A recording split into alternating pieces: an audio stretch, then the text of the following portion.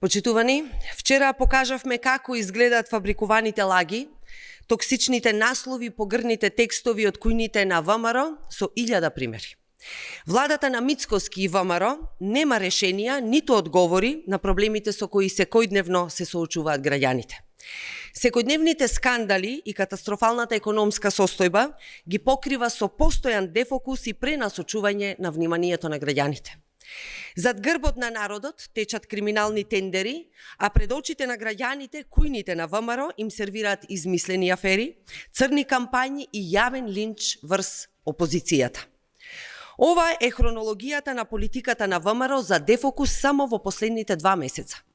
Пред 2 месеца, почитувани, СДСМ формираше антикорупцијски тим и започна со објавување нови бомби, нови докази за корупцијски скандали со тендери на коалицијата ВМРО-ЗНАМ.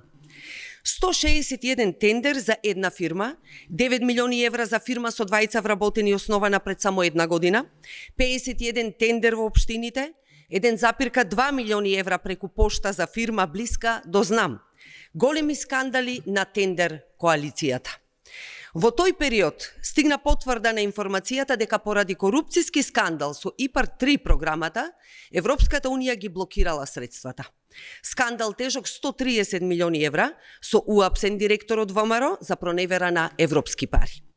Веднаш почна дефокусот на ВМРО и кујните со лажни обвинувања, замислете, дека Заев, Филипче и Николовски дозволиле пченица од државните стоковни резерви да биде незаконски продавана. Во првата половина на декември месец, британските медиуми објавија информации дека постои договор за носење мигранти за пари во Македонија.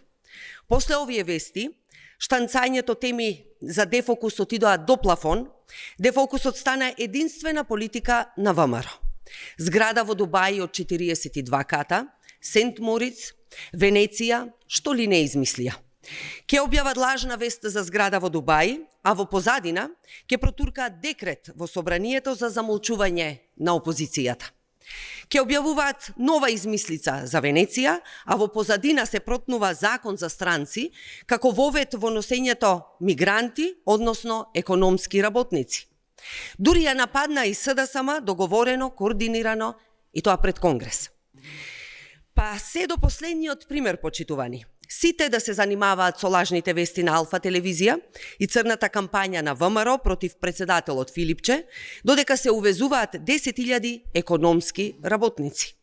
Над 200 текстови дневно кои секој дневно се објавуваат. Кучињата лаат, караванот си врви. Нема одговори за ниту едно прашање од интерес на граѓаните. Нема одговор зошто нема зголемување на платите. Нема одговор за тоа што недостасуваат 2 милиарди евра во буџетот. Нема одговор ниту за криминалните тендери, ниту за Алта банка, за прославите на Стоилковиќ со ноќните волци на Путин. Нема одговор ниту за економските работници.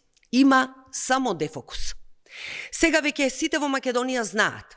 Секогаш кога ќе излезе некоја измислена, фабрикувана афера, тоа е дефокус. Секогаш кога ќе излезе текст од кујните на ВМРО, се случува уште еден грабеж зад грбот на народот. Планот е едноставен. Изолација, избори, па мигранти за пари. Ви благодарам.